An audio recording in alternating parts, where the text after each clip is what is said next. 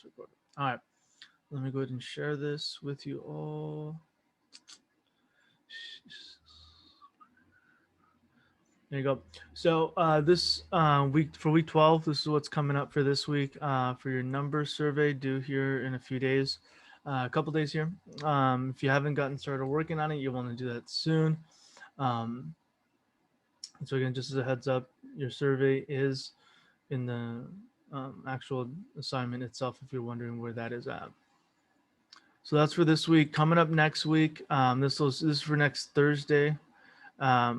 So you have your reading quiz that you'll have a week to work on this thing, a little bit more than a week to work on this thing, and then your worksheet number 13. Here's your reading that you use for that, and you'll note that I have filled in, even though it's not necessarily open. I do have the next couple weeks open. Let me go and actually do this.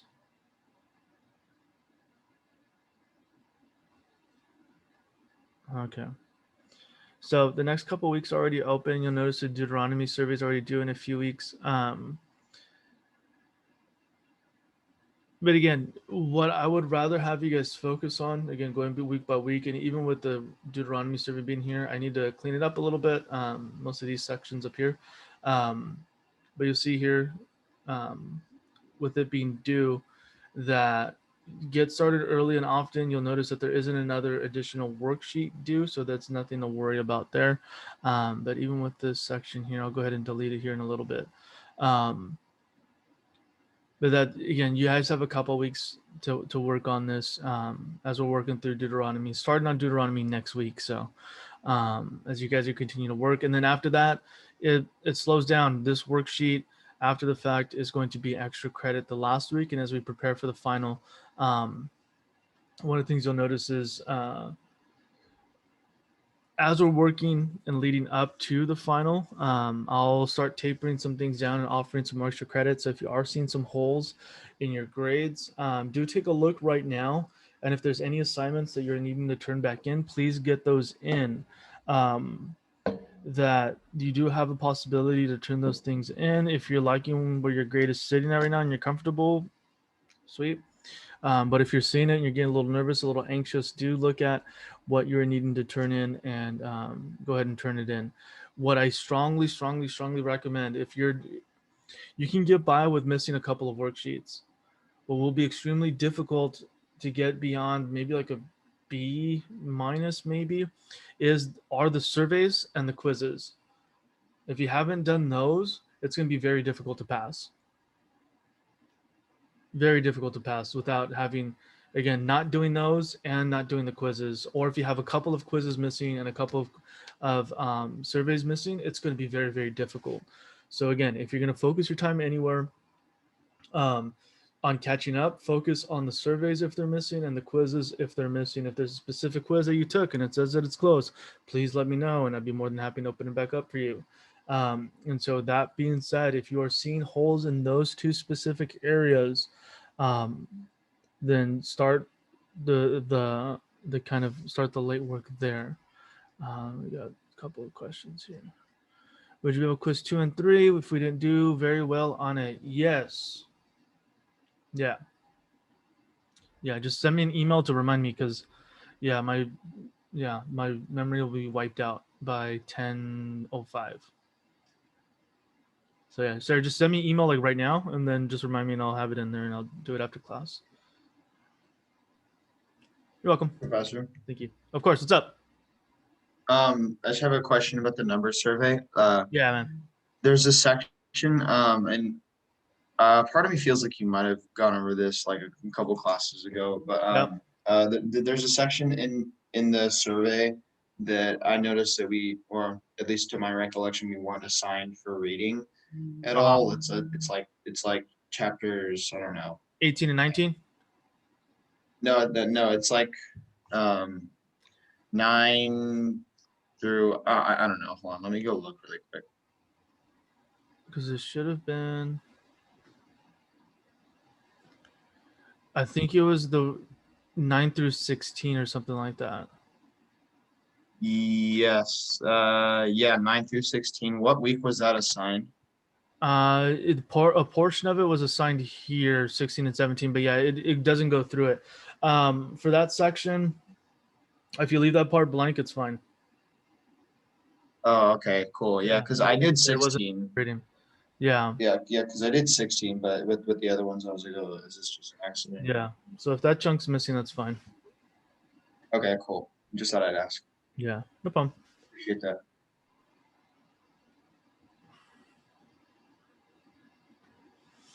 All right. Any other questions, comments, concerns, thoughts? Have I entered the Exodus survey yet? I should have. If it's not in there, um, I've kind of gone through everything for the first up till now. So um, let me check really quickly. There's Leviticus, Exodus.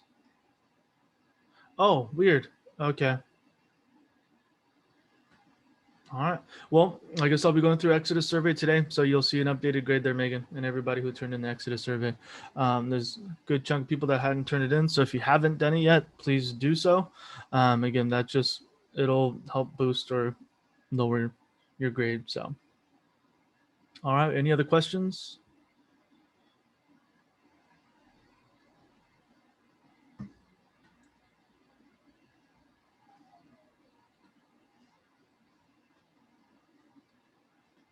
All right. Well, let me go ahead and do this.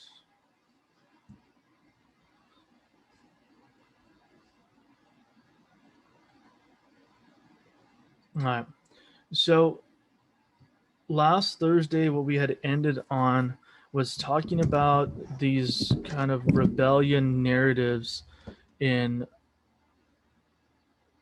Numbers 11, 12, 13, 14, and 20.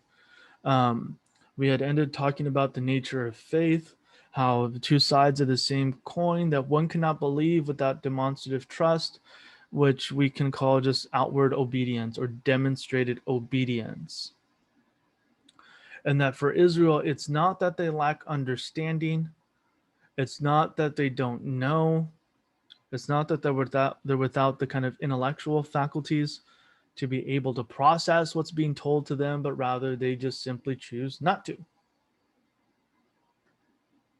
So what we might call that again, it's either disobedience, but seen in the context of covenant, it might be better dubbed as rebellion. Rebellion. And so, with that being said, one of the things we had brought up last class, again with Moses taking the departure and why it's such a striking detail in the narrative, and this will come up here in a little bit, is that you see here from Numbers 11 to 14 that the way that the rebellion ends up manifesting itself, starting from the people and then working its way, how you want to think of it, upwards and towards the leadership, or you want to think of it downwards, kind of towards the group and then the individuals. However you'd like to think of it or conceive of it, the point is that you have the penetration of rebellion now kind of flooding through all the people, from Moses all the way down through the people. So, with that, again, you have these kind of brief outlines of every group among the Israelites rebels at God's provision and plan. Miriam and Aaron's challenge against Moses, which is actually challenge against Yahweh, and that these two specific um, instances here in the stories outlined here, that those who yearn for the luxuries of Egyptian slavery die in the desert, and this negative report uh, that breaks the Hebrews. Um,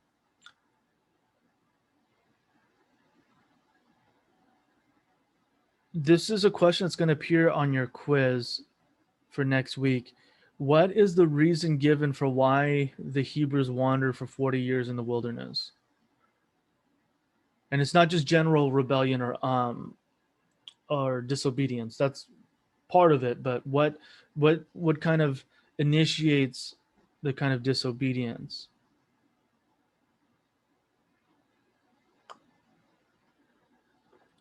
Why 40 specifically?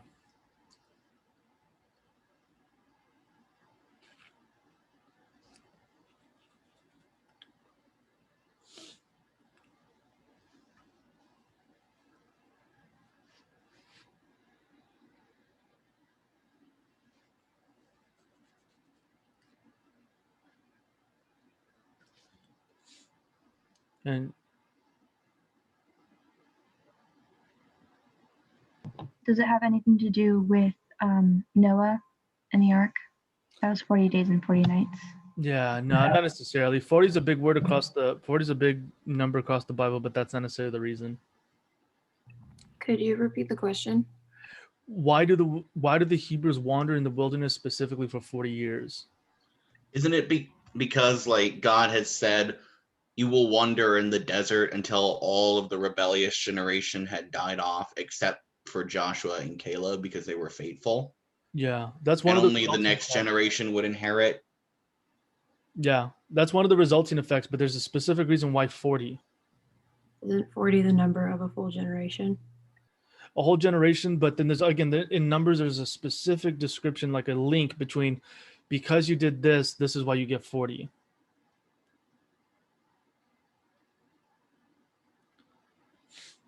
If you guys remember in the story, it's because of let me go ahead and actually pull it up for you guys. There you go. There's a specific link to why 40. That again, part of it is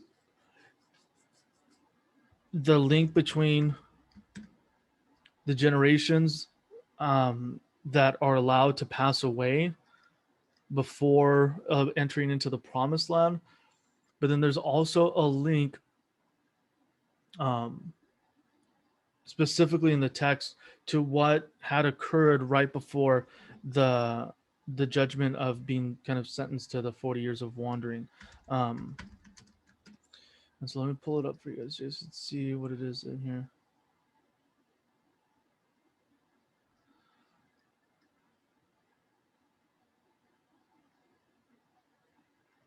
All right. All right, Numbers 13.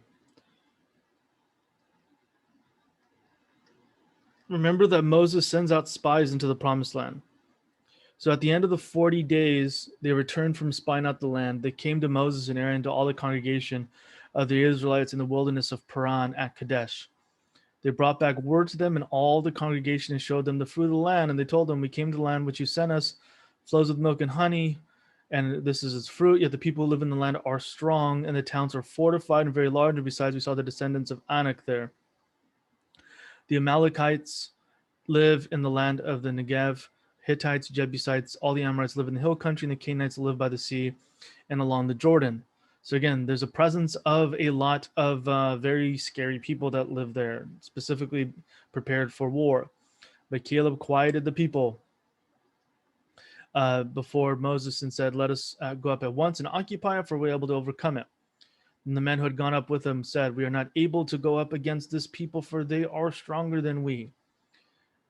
So they brought to the Israelites an unfavorable report of the land that they had spied out, saying, the land that we have gone through as spies is a land that devours its inhabitants. And all the people we saw are of great size. There we saw the Nephilim. The Anakites come from the Nephilim. And to ourselves we seem like grasshoppers, and so we seem to them. And so, again, let me go down to the actual instance where the instance is brought up.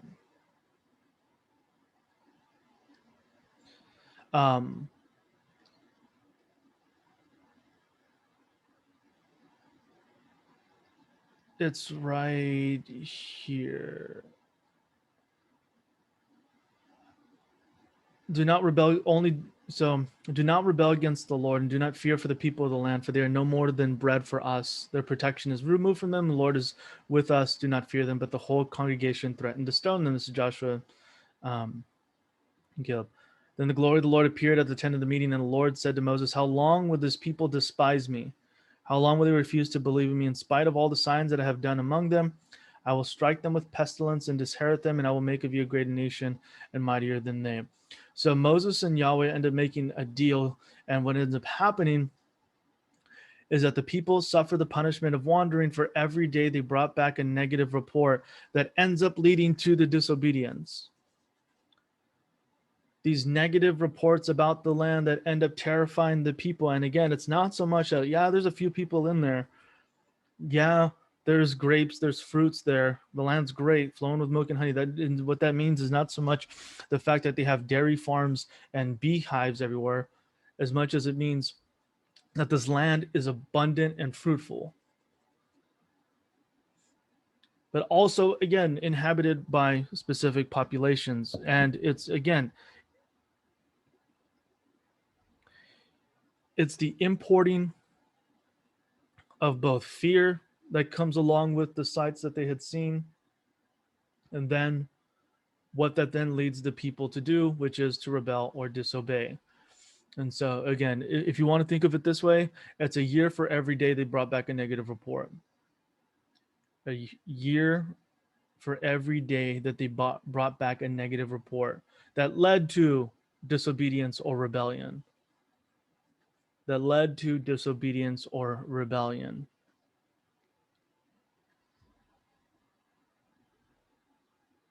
And so again, this is going to appear on a quiz coming up here soon, but it's also extremely important to know, especially for one, again, the links to the ties for killing off this rebellious generation and the judgment that's been committed to them, but then also in light of the second half of Numbers for what we're going to see with how God's presence still with this people, even in the midst of this, the consequences for the rebellion.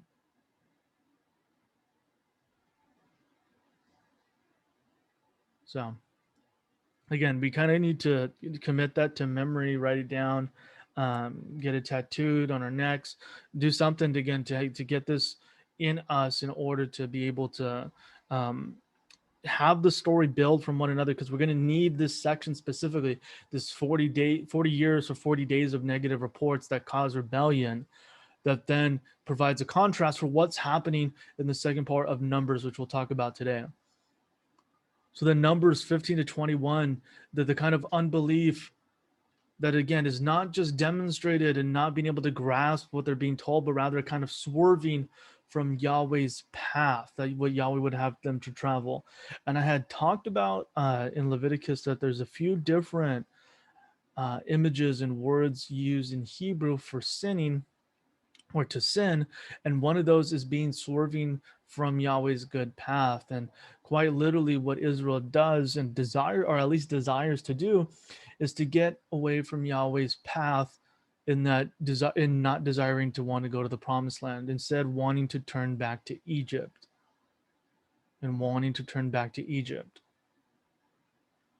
to the point where in Numbers 21, even after defeating some of the Canaanites, one of the things that they figured that they could not do in Numbers 13 and 14, after being proven wrong, that maybe that there is something to this thing that God is doing, they will proceed to complain about the lack of water and how much the food sucks.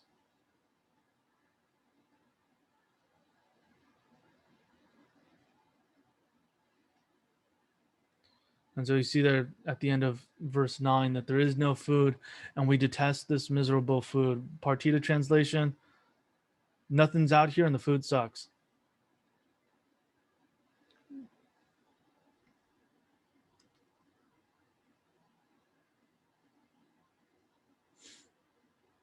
And so again, the consistency of mistrust, which is demonstrated in disloyalty, will be, it's building, and it's already been pervasive throughout the whole narrative. But what we need to see again is the extent of the kind of irritation in and amongst this relationship of God with his people, and how the people at this point are now, they're in it, but again, the kind of half-hearted loyalty or devotion, that isn't just, it ain't going to do much. So what we're going to do is take a look at this specific instance in Numbers 22. And what I want to do is to be able to take a little bit of time here to talk about what's going on here with this this prophet and a talking donkey. One of them being that it's such an unusual story, an unusual instance of why in the middle, like You just have this donkey that talks. But then also, why does it seemingly appear here at the end of all these narratives about Israel's rebellion and right before Deuteronomy? And I'll talk about the significance for Deuteronomy next week. But does anybody want to read the story for us?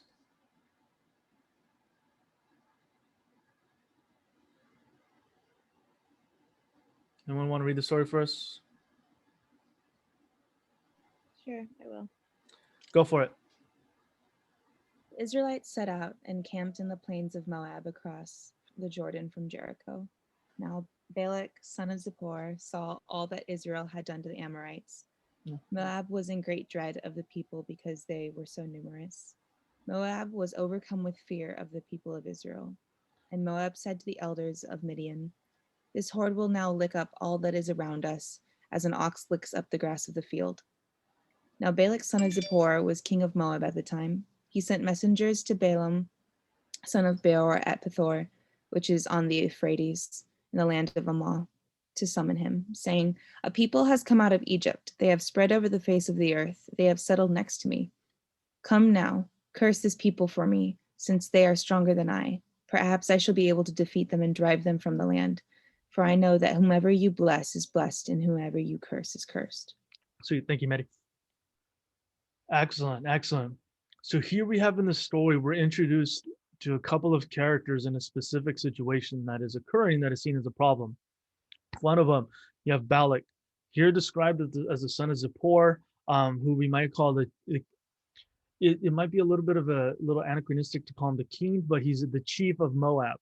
If you want to think of Moab as more of as a tribe, as a people group, he would be he'd be the jefe, he'd be the head honcho, he'd be the dude in charge. And so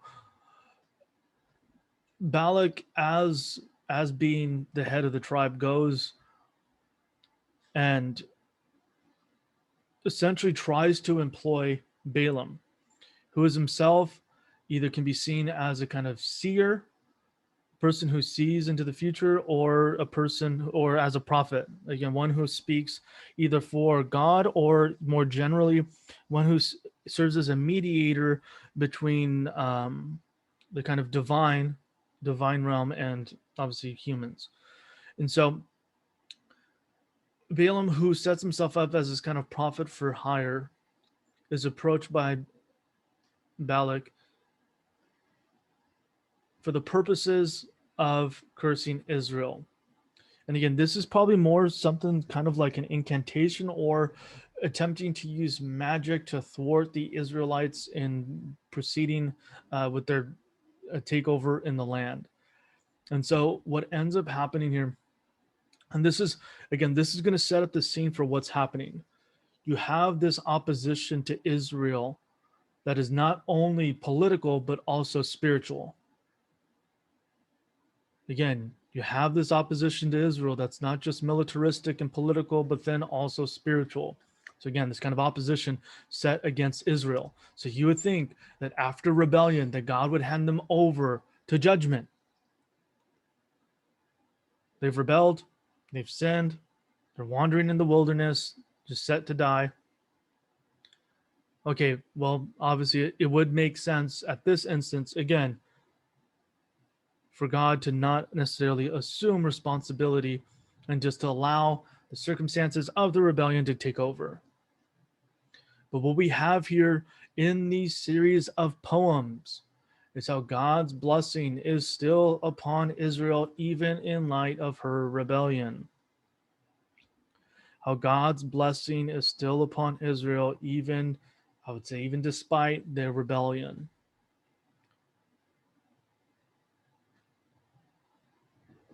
And yeah, we do have a series of poems here. If you take a look at the language, you'll have a lot, not only parallelisms, you'll have repetition happening. I don't believe there's any chiastic structure to it, but there is a lot of parallelism.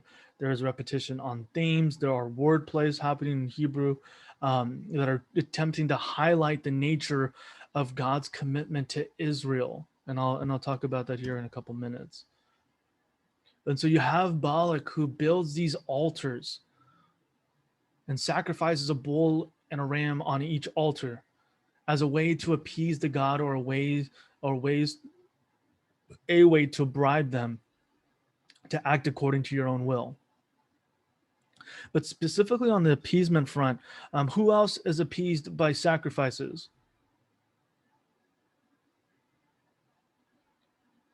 Not just general kind of divinities out there, but who specifically? Think sacrificial system. Yahweh. Attaboy. There you go. So again, the ways in which the ancient world has this understanding of the ways in which the gods work. That one of the ways to appease the gods is, again, offering up a sacrifice, and that's exactly what Balak does. And so Balaam, after these sacrifices, goes away to consult with God, and God puts a word in his mouth, or specifically more words in his mouth, not just one word, but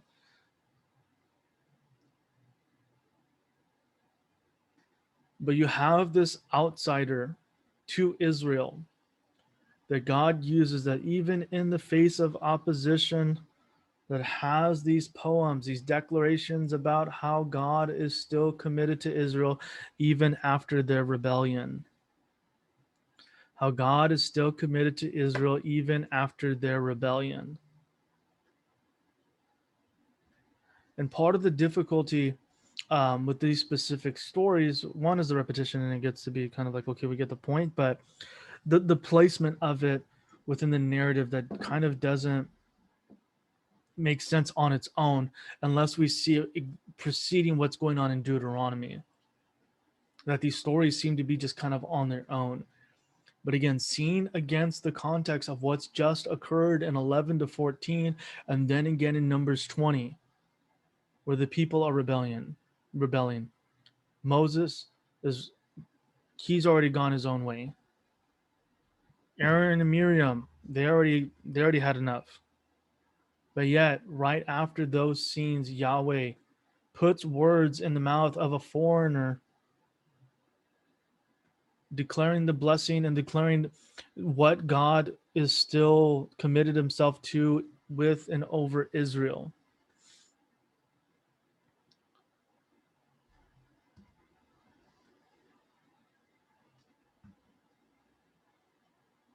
And so let me go up there, but there is a specific instance. Are there any questions, comments, concerns before I move on? I do want to bring up something specific. It's a little bit of an aside, but are there any questions, comments?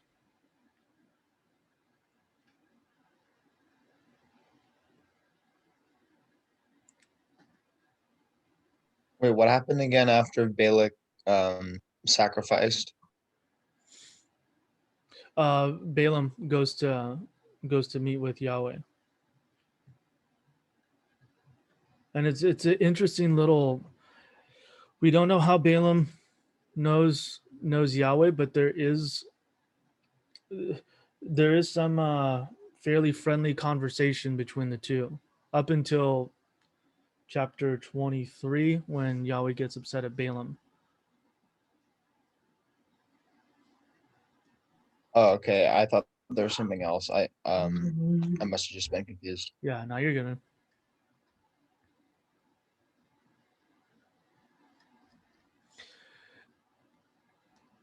But there's a specific instance that I do want to bring up, specifically in regards of what's happening with this donkey, that I think we need to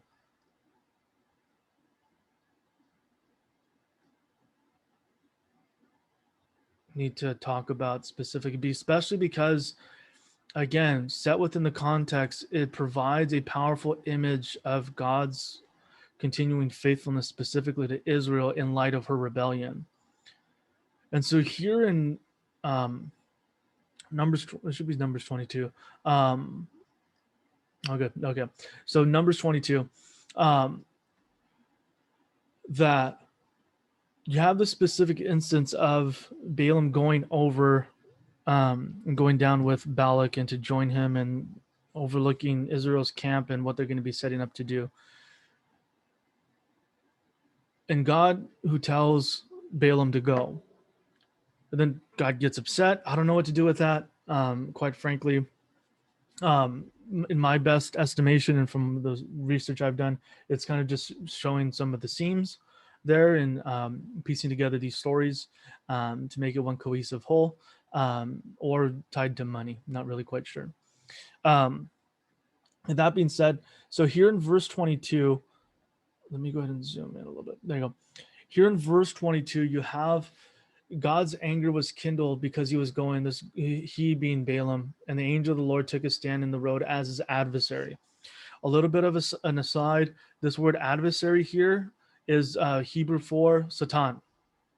Satan, again, it's not that the devil, God and devil are the same person, or God morphed into the devil morphed into God, or angel of light. No, that's not what's being communicated. Again, in Hebrew, the word adversary is much more general and broad, and more of as used more as a description than it is a name.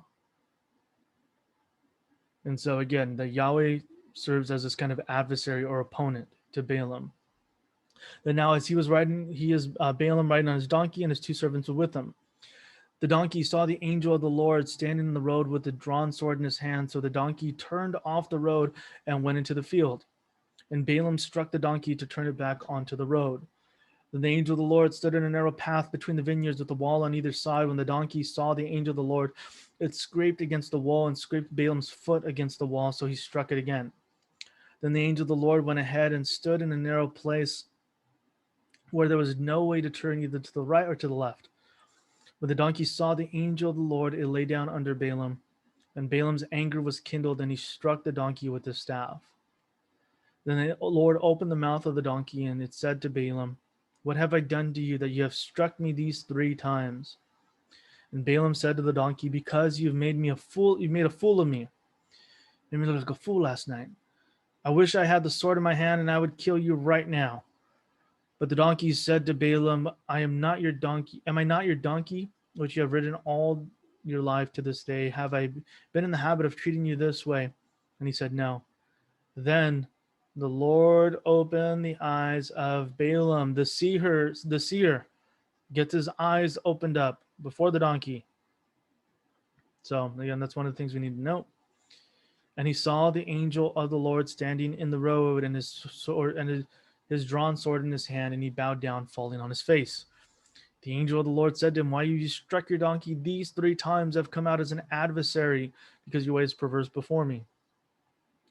The donkey saw me and turned away from me these 3 times.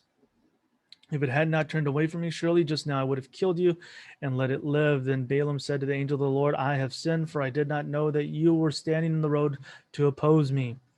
Now, therefore, if it is displeasing to you, I will return home."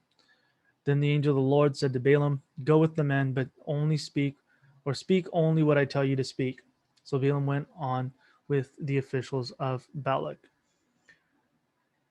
So I had brought up, actually, yes, sir. I had brought up this bit with Balaam having his eyes opened. And again, it's important for understand not just Balaam's role, but the expectation put on Balaam, especially from Balak and within the narrative, is that Balaam is somebody who has an ability to perform certain spiritual acts or activities. But yet in this narrative, Balaam is unable to see very spiritual things like this angel of the Lord. But who's able to see the angel?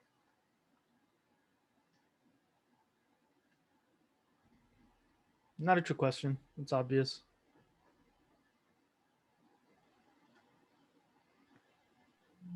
The donkey. The donkey, good. This donkey, again, which is seen as humble, not very intelligent. It's a worker. But yet, this individual who is supposed to possess great spiritual prowess does not see this angel standing before him. And so, part of what the text is trying to do specifically in this narrative is demonstrate not only the foolishness of the opposition against Israel, but then also how Yahweh undermines the opposition to Israel, even in spite of her rebellion. And how this radical display, not just of Yahweh's power, but also of Yahweh's superiority over and against Israel's opponents, even in light of her rebellion. And I'm going to say that over and over again, because again, what we need to have in our minds is this context of Israel in her rebellion that seemingly is deserving of some kind of opponent to come and bring about a certain kind of judgment upon them, which happens often in Judges. It happens often in Judges, but here in Numbers, we see Yahweh working as a kind of protector of his people and subverting and thwarting the plans of these opponents. And so this, I don't want to call it illogical, but, or even irrational, but this display of covenant faithfulness, even in light of rebellion, is a consistent pattern all throughout the Pentateuch. We saw it in Genesis 3. We saw it in Genesis 4 after Cain and Abel. We saw it in Genesis 6 with specifically with Noah. We see it in Exodus with the revealing of the God revealing himself to Moses. Even though there's not necessarily rebellion happening there, but definitely after oppression. And we see it happening in after Exodus 32. And here we see it happen again, how Yahweh is persistent to keep his covenant even after rebellion. How Yahweh is persistent to keep covenant even after rebellion. And what might we call this, or what it looks like? Love. A specific kind of lasting, durable loyalty or devotion to ensuring the good of the other. The Yahweh is committed to his people, and that here, what appears to be a fitting circumstance where Yahweh relents a little bit, he's already decided, I'm going to go with the second generation, but still chooses again to respond and care for Israel in order to preserve her.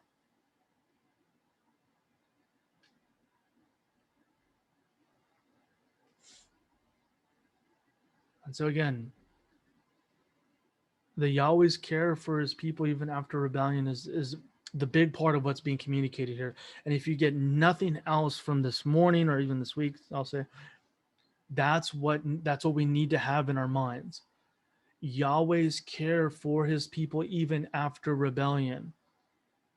And that'll preach real well. It doesn't take too much work to make it over to Jesus in the New Testament. That while we were yet sinners,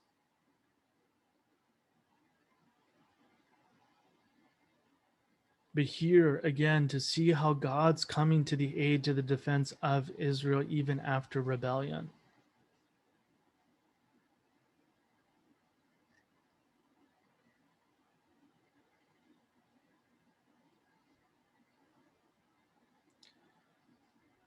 And so let me go ahead and read this because there's a few things here for us to take a look at. That then Balaam uttered his oracle, saying, Rise, Balak, and hear, listen to me, son of Zippor. God is not a human being that he should lie, or a mortal that he should change his mind. And this refers more to repentance after having committed sin. But there are certain instances where Yahweh changes a plan based on human response, as he does with Jonah. He does it with Moses, and Moses interceding for the people of Israel. The Yahweh changes the plan. But again, this is more so talking about God doesn't repent like humans do because of sin. Again, a little bit of an aside. That has he promised and will he not do it? Has he spoken and will he not fulfill it? See, I received the command to bless. He is blessed and I cannot revoke it. He has not beheld misfortune in Jacob, nor has he seen trouble in Israel. The Lord, their God, is with them. Yahweh, their El, Yahweh, their God, is with them, acclaimed as king among them. God, who brings them up out of Egypt, is like the horns of a wild ox for them. Again, this kind of demonstration of strength. Surely there is no enchantment against Jacob, no divination against Israel. Now it shall be said of Jacob and Israel, see what God has done. Look, a people rising up like a lioness and rousing itself like a lion. And this is referring to military prowess. It does not lie down until it's eaten the prey, and drunk the blood of the slain. Brutal. Brutal. It's always the worst parts of watching like Animal Planet or Planet Earth. Like when you see like the videographers just out their back, just like, all right, this is nature, and you just see animals eating each other. It's so sad, but circle of life. But what's being described here specifically, again, in referencing the specific brutality of what's happening here, is the demonstration of strength that's still available for Israel, even again, despite the rebellion, and the presence of God that is still with them as king. I had brought this up before at the beginning of Numbers, but with the way Israel is set up as a military camp, who is set at the middle?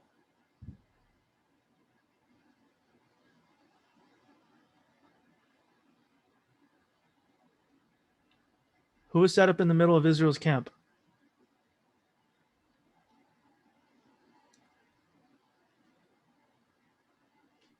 Yahweh. Attaboy. Yahweh is set in the middle as king, again, reflecting this kind of ancient war camp.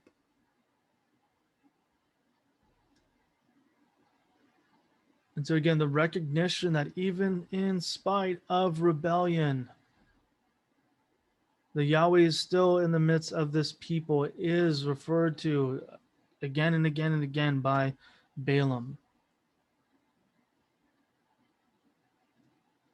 And so, in closing out Numbers, let me see what we have.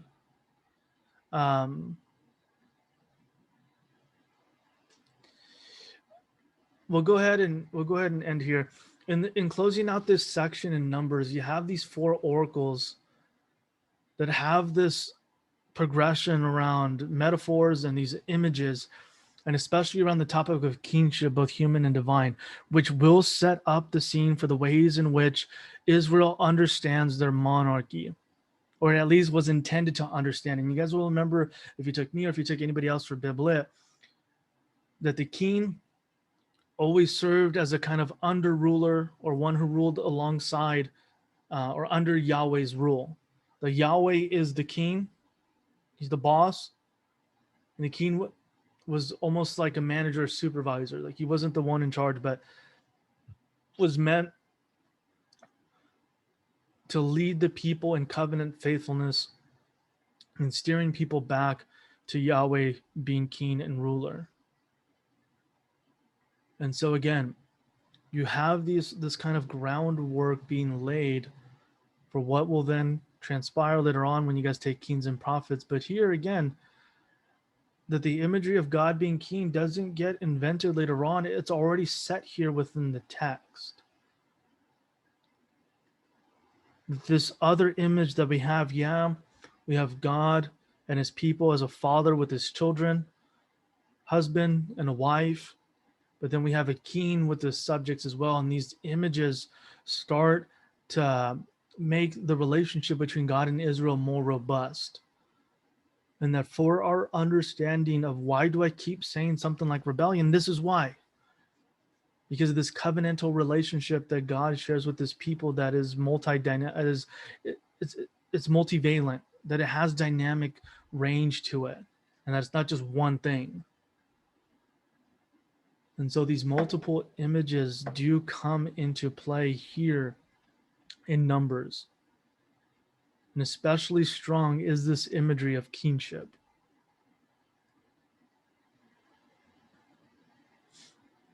And so I'm going to read this here, that Numbers 22 to 24 plays an important role in the overall theme of the book, that the death of the old sinful generation of the wilderness and the birth of a new generation of hope on the edge of the promised land, that through the mouth of a foreign prophet, God blesses Israel with accolades and promises that are unsurpassed in the rest of the Pentateuch, and that the oracles point to a future time of well-being, strength, victory, and hope. But this lofty and exalted vision comes crashing down for the old generation, as in the next chapter, it immediately returns to the way of rebellion and disobedience, as we find in chapter 25, they're already engaging in idolatry. Even after having blessing being pronounced 3 or 4 times, idolatry pops off chapter 25. But again, it's not just something that is Israel's concern or Israel's problems. We have a lot of these same issues. A lot of these same issues where having experienced or encountered God in some kind of way, yet at the moment of difficulty, we're tempted to want to go back to comfort, to the things we can recognize, the things that we know, um, especially in difficult situations. And a lot of us, a lot of you all are in the same position right now. That this past year has been an entirely awkward situation. Yeah, for the whole planet, but I just want to make it specific for this class. A lot of you guys have been in terribly uncomfortable situations that have demanded a lot from you that you were not asking for a year and a half ago. Yet at the same time, here we find ourselves. And here we find ourselves. And I'll tell you right now, myself included, um, giving up seems like the smartest idea. Well, of course, my phone decides to die here. There we go. There we go. Phone got to charge it again. All right. But that giving up seems like a really good idea. To go back to things we know, to go to kind of do something else, to figure out something else. That being in these uncomfortable positions is not preferable for us. And so I just want to encourage you, especially with this end, with being at the end of the semester, that and this isn't a plug for trying to keep you guys doing something that you really feel that the Lord doesn't want you to do, as much as it is, if you know that the Lord has brought you into this place, if you know that the Lord's leading you and guiding you, providing along the way, even if it seems to be this God-forsaken place that is terribly difficult, uncomfortable in a lot of different ways, you know the Lord's moving and guiding you.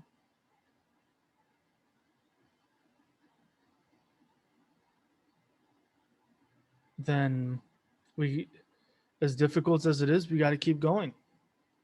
We got to keep going. And yeah, and again, I do want to bring up what I had brought up last week. There is room for complaint and lament done within the context, both one of community and second, and earnestly asking God for one provision, as we've been doing this whole class, asking for peace, for wisdom, for guidance, and not relenting because of discomfort, because of what we failed to see or not see. And again, I'm speaking personally as well. That it's been nuts, absolutely nuts, to go from working almost like 40, 50 hours a week and now just kind of going down to like just trying to scrape by and hoping, trusting, praying. Lord, you can provide, you can provide, you can provide. Having anxiety, wondering what in the world we got ourselves into by leaving the jobs we had before. And I'm not going to say, well, but then God, no, we're still in the middle of it. Still having to trust the Lord.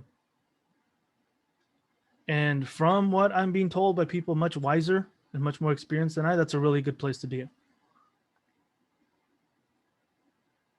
And again, coming not just from your professor, but I say this as a big brother, that it's hard, but it's where, if that's where God has us, it's where we ought to be.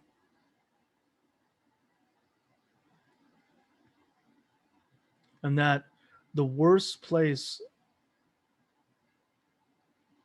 for us to be in isn't just outside of God's plan, but to be actively working against it because of our desire to want to go back to what's familiar. And that's a really hard spot to be in. A really hard spot to be in.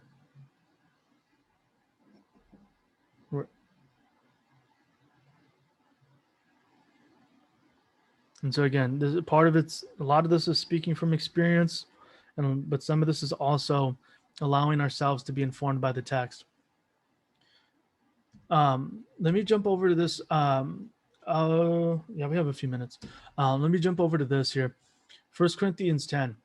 Anytime I can make a connection to the New Testament, I will choose to do so. And especially with the way Paul's reading the text and reads the story, I think it's really, really helpful for us to understand what parts do we have to play in the story. That Paul writes, I don't want you to be unaware, brothers and sisters, that our ancestors were all under the cloud and all passed through the sea, and all were baptized into Moses in the cloud and the sea. And all ate the same spiritual food and all drank the same spiritual drink. What essentially what Paul's trying to say in there, that they were all brought into covenant with Yahweh. They were all part of the same family. Well, the stories that we've been reading thus far in the Pentateuch, and that they all had these same spiritual encounters together. For they drank from the spiritual rock that followed them, and the rock was Christ. And save for time that we can't go into that too much. But nevertheless, God was not pleased with most of them, and they were struck down in the wilderness. Now these things occurred as examples for us, so that we might not desire evil as they did. Do not become idolaters as some of they did, as it is written, the people sat down to eat and drink, and they rose up to play. And those of you will know from reading Exodus 32, you know exactly what that means and why Paul will make this next statement in verse 8. We must not indulge in sexual immorality as some of them did, and 23,000 fell in a single day. We must not put Christ to the test as some of them did and were destroyed by serpents. And do not complain as some of them did and were destroyed by the destroyer. These things happened to them to serve as an example, and they are written down to instruct us on whom the ends of the ages have come. So if you think you are standing, watch out so that you do not fall. And here's the part that I want for us to kind of press into, that no testing is overtaking you that is not common to everyone. God's faithful, and he will not let you be tested beyond your strength. But with the testing, he will also provide the way out so that you may be able to endure it.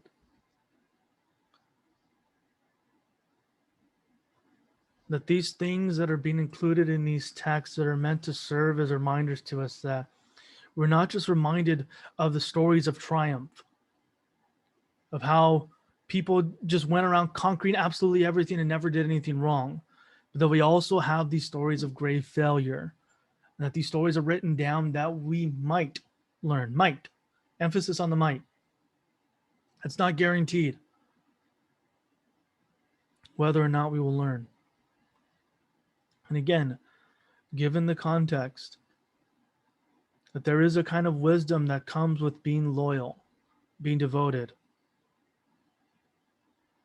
Again, not just in terms of spiritual zeal, but then also in trusting the ways in which God would be leading and guiding us, even, and I would say especially in the face of difficulty.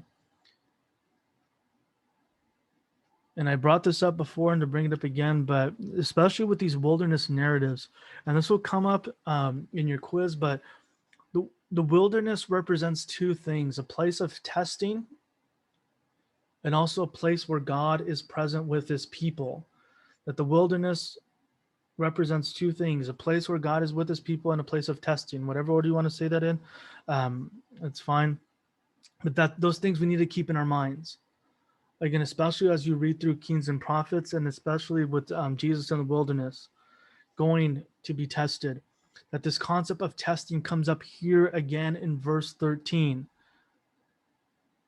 And that, mind you, that the statement about God's faithfulness isn't being said to help us that with the testing, he'll provide a way out so that you may be able to avoid it. You may be able to get excused from it. That you may be able to not sin and thus have to go through testing because you're a sinner and only sinners get tested. No. But that, again, this testing of our faith in the context of wilderness, that the proving of our loyalties or devotions, and the shaping of our characters to be more and more like Jesus, which is God's ultimate goal for us, that it might not otherwise be accomplished by any other means, but then by the testing of us in our faith. and for us to be able to have within our guts, even if we struggle with it, but to struggle with this faithfulness that God demonstrates to his people, and to keep in mind these stories and to take them to heart as demonstrations of God's committed faithfulness, that even after we get it wrong, God's still there. Even after we rebel, that God's still there. And the opportunity for us as God's people to press into repentance, to press into lament, and then continue to move along the path that God would have for us. That's the way that Yahweh is deciding to go, and that's the way where God is. And that again, that God's demonstration of faithfulness isn't just there to help us to bypass testing, to bypass wilderness, to bypass seasons of difficulty, but to help us to endure it. And that's the hard part. Because a lot of us, if not all of us, we're here. We're here. Especially as we come upon these last few weeks in the semester. Where it's like, man, if we could just get to summer. Man, what in the world am I doing? I can't tell you how many times I was up 2 or 3 in the morning in school, just wondering, what in the world am I doing? What in the world? Why did I choose to come here? Crap, I've already spent too much. We've already spent too much money, taken out too many loans. We've done too much. I'm in too deep. Maybe this semester is like, maybe this semester will be it.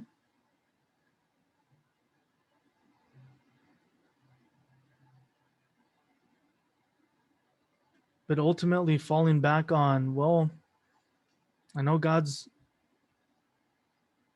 put me here, and I know he's up to something, because for some reason, as much as I want to give up, there's still some kind of unrelenting desire I have to want to kind of keep going. Kinda.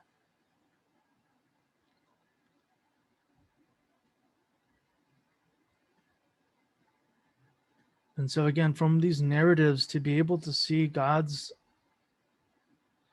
he don't quit. He don't quit. That God's faithful. Even when it feels like, man, ain't nobody here. God's not here. What am I doing here? Yeah, these are good things I'm supposed to be doing. I guess I'll just do the dance till as long as I can get away with it. And then again, that's when we have the room to grieve and to complain, to pray and to mourn and to be with one another and ask these kinds of questions. While at the same time, working to trust in God's faithfulness and his loyalty and devotion to his people. And that what these stories are communicating to us is that even after we get it wrong, God's still faithful. Encouraging us to stick it out. Because again, the wilderness isn't a comfortable place. And right now, a lot of you guys are in uncomfortable places. But if that's where God's called you,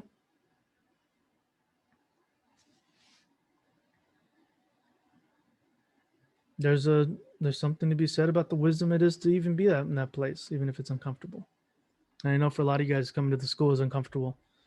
Being where you're at in your academics right now is uncomfortable. The jobs you have, caring for your families, where you have responsibilities that you have, it's uncomfortable. But again, God's concern for making you something that you might not otherwise be without this process, making us more and more like Jesus. That's the goal. And anything you guys endure or encounter through life, that's God's goal, making you more like Jesus.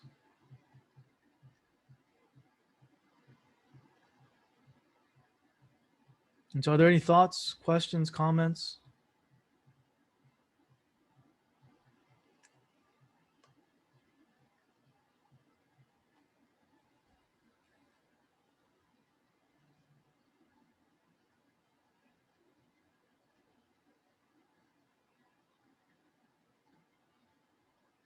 Thoughts, questions?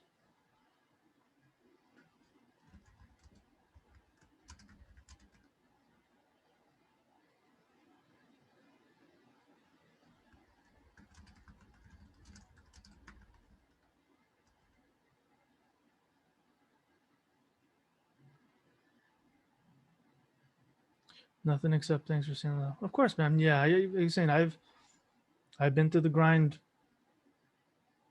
Been through the grind too. And that, yeah, it's helpful to know that there's people that have been through it before and didn't just end up on the other side, just spit out and all chewed up. But like, really, we don't know, and we won't know what's going to happen until we get to the other side. And I brought this up before, but to bring it up again, I'm sorry, I'll go over like a minute, but it'll be good news at the end of all this. We always do theology, and we always understand in retrospect. It's always in looking back that we understand why certain things happened. And yeah, there's certain things that just won't make sense, like suffering and evil. There's senseless things that just we don't know.